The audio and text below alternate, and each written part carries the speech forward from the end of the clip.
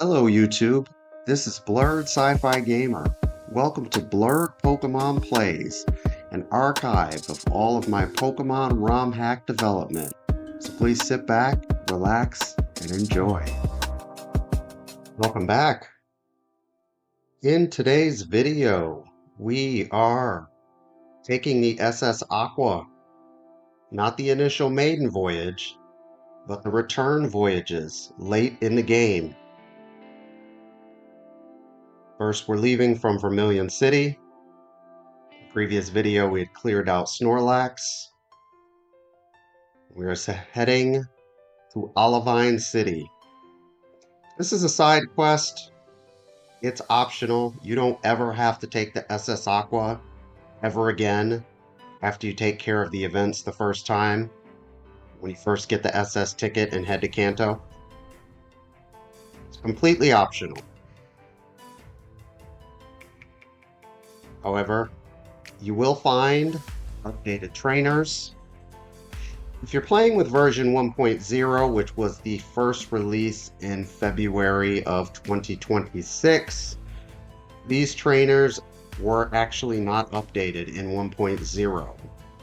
This update that you're watching will be included on version 1.1. It's scheduled to release sometime before the summer of 2026. Version 1.1 is going to have some additional bugs that were caught, taken out, some overhauls to the trainers, and a much closer look at the battle tower in Olivine. Really working on balancing that. That will be in version 1.1.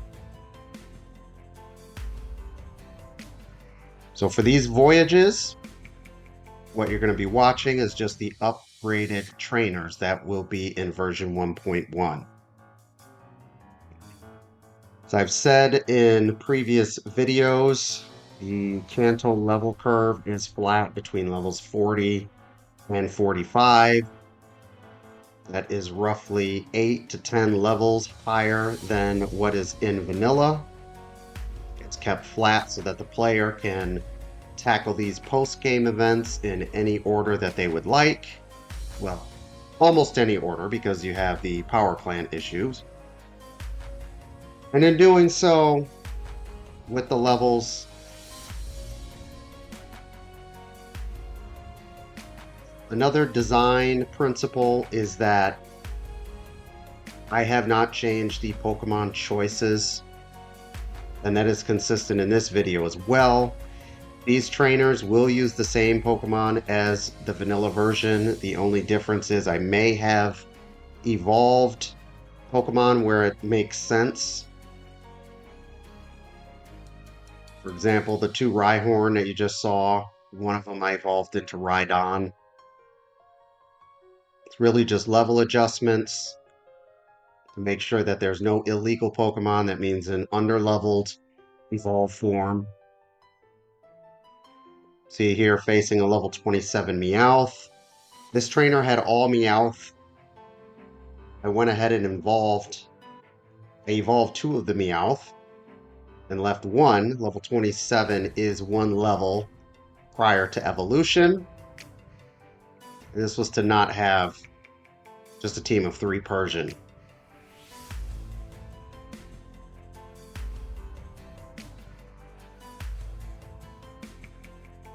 Kanto in general is quite chill. You get some good battling, good experience, good money. Get to do some exploring. Test out some strategies in your team.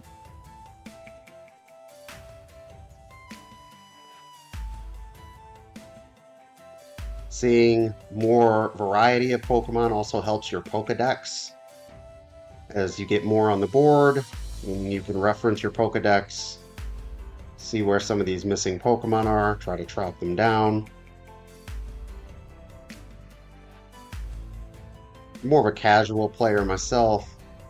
I like to face all the trainers rather than wild Pokemon grinding.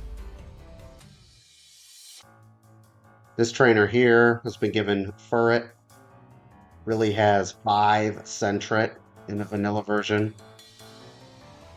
That's been a big thing within the design. In this ROM hack, I have not changed the story at all, and I've been very restrained with changing Pokemon choices. Really, the only Pokemon choices, the Pokemon changes that you see in this ROM hack are focused in the actual gyms between the junior trainers and the gym leaders. The Electabuzz is unchanged, just as a higher level. As you see it using Low Kick, all of these Pokemon are utilizing updated learn sets. It's a big feature in the ROM hack. All 251 Pokemon have had their learn sets updated, optimized. They now each will have stab moves. Stab meaning same type attack bonus. That means fire Pokemon will now actually learn fire moves.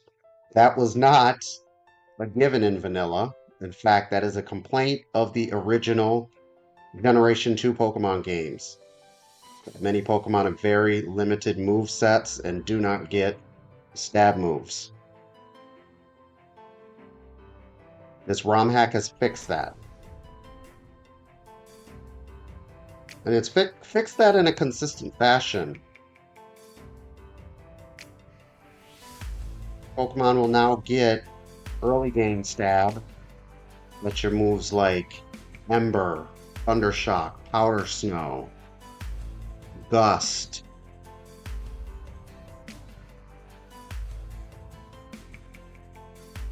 It will get a mid-game stab. Those are moves like Flame Wheel, Aurora Beam, Bubble Beam, Stomp, Bite. It's in that 60 to 75 base power range. They'll get that in the middle game. And towards the end game, that's where you will start to see your Surf, Psychic, Ice Beam, Thunderbolt, Sludge Bomb, Earthquake, Dynamic Punch, Cross Chop, all these high power stab moves will come in the late game, so they'll be level 40 plus. This trainer is Machop, Machoke,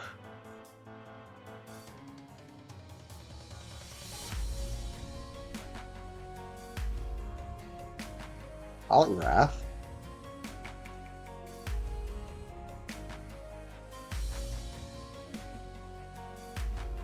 and Machamp.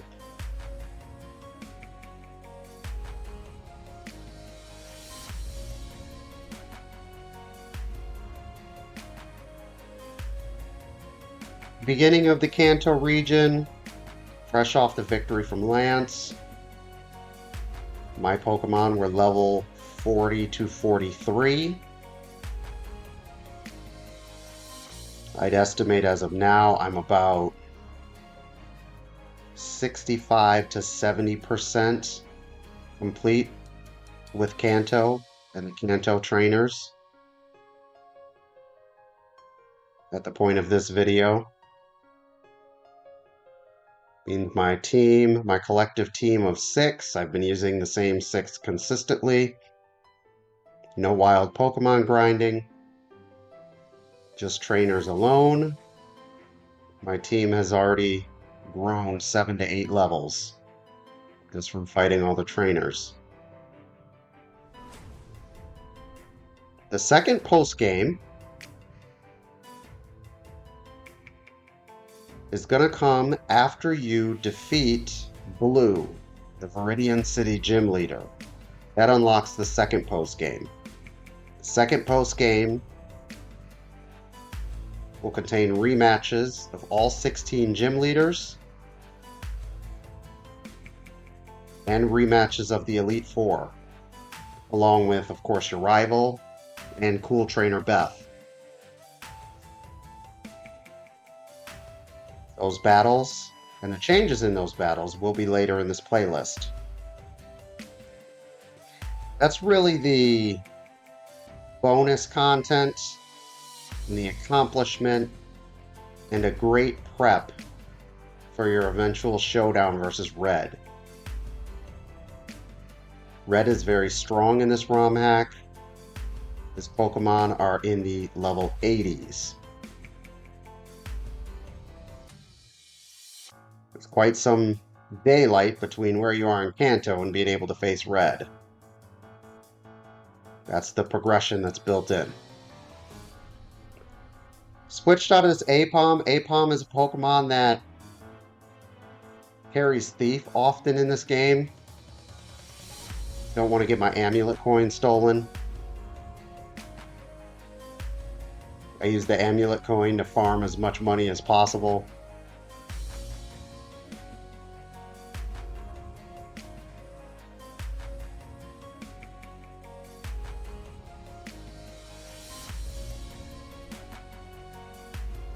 I'm currently sitting at over 500,000 Poké Dollars.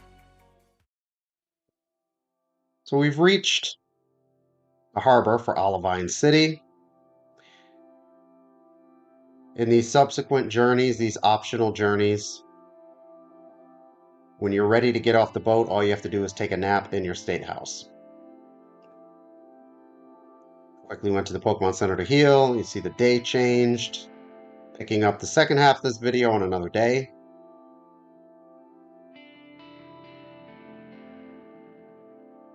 Now we are heading back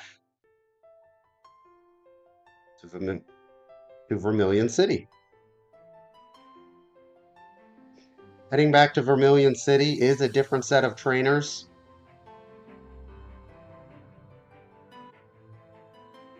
I'm fighting all of the trainers on the SS Anne in this video. SS Aqua, excuse me. SS Anne is in Generation 1, which will have a counterpart ROM hack called Pokemon Complete Yellow. That's anticipated to be a project I will be working on somewhere down the line. I'd say within a year from this video. That should be up and running. This video is releasing in April of 2026.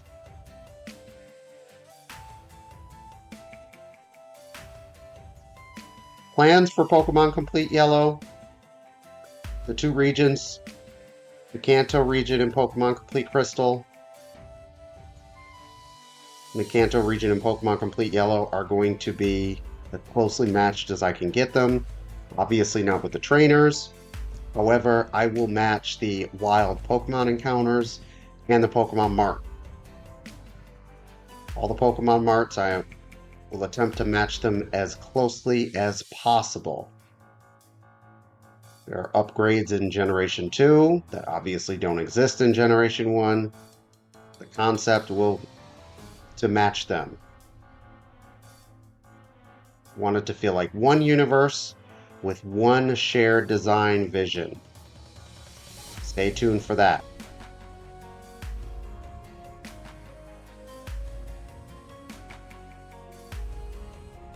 These trainers,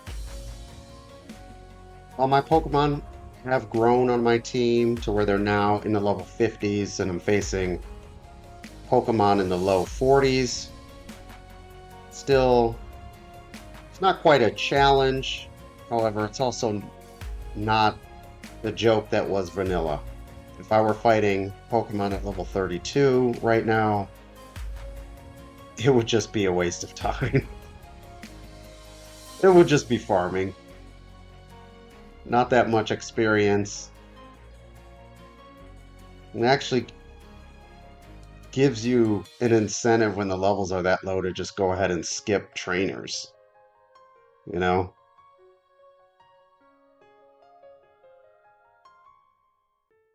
Not much strategy needed here, just play smart.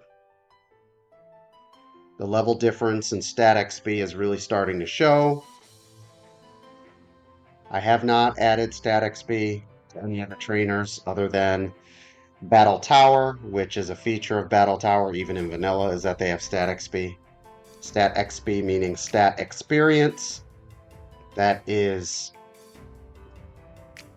analogous to the EV system somewhat in later gens. They both amount to the same thing, which is an extra 63 to 64 points at level 100 worth of stats. The difference is with Stat XP, you can max out all stats on the Pokemon.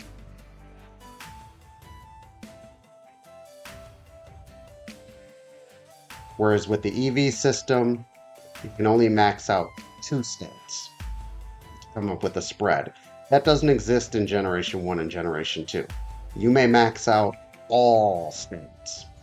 It just takes a long time. Stat XP naturally occurs and accumulates over the course of the playthrough, with your biggest jumps coming, I'd say, at least after level 40 or so. And the reason being is the amount of stat experience you get for fighting a Pokemon is based on the Pokemon's base stats. Therefore, as you get in the late game, you're facing more evolved Pokemon, you're going to get more stat experience for each battle. Also, the regular experience is exponential. Therefore, it just takes longer and longer to accumulate levels later in the game. Those are the two factors at play there.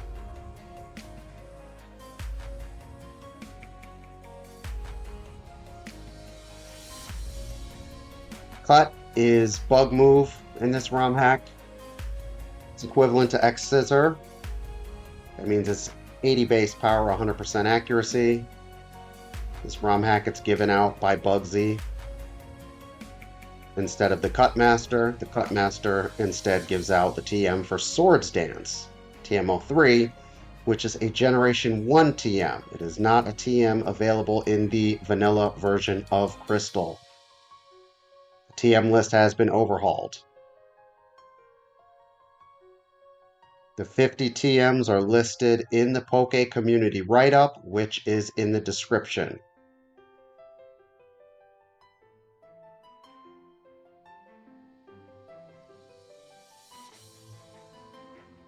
That's the link, pokecommunity.com.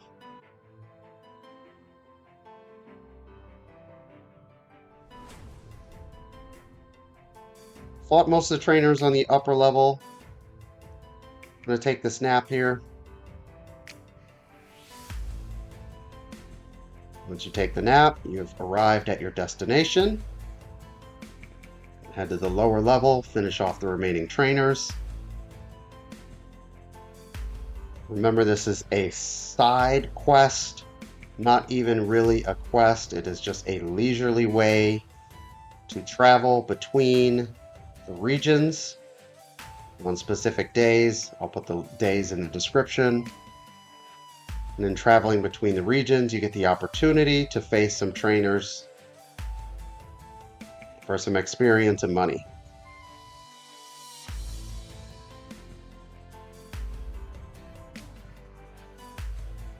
Haven't focused much on Zapdos because there are some water routes towards the late game. You have to surf from Pallet Town to Cinnabar Island. Not in as much of a rush to level up Zapdos. Zapdos is also one of my strongest Pokemon and is my favorite Pokemon in Gen 1. Zapdos is clearly in my banner. Blerd Pokemon Plays.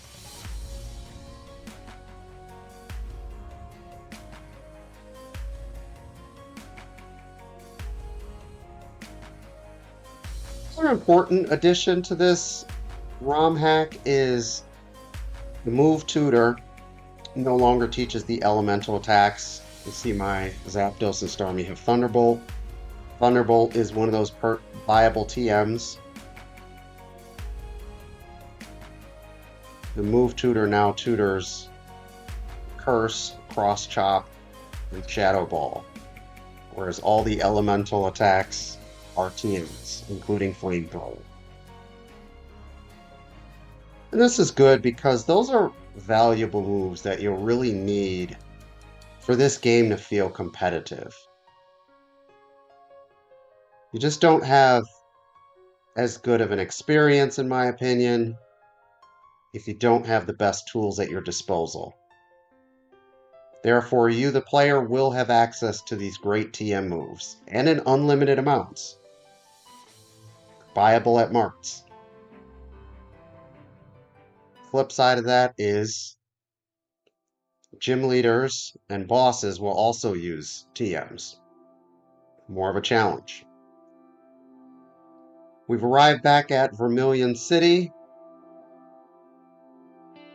You see, we cleared Snorlax in the last video. Therefore, our next journey will be through Diglett's Cave and on to Pewter City. Thanks for watching. Please like, subscribe, and join our community.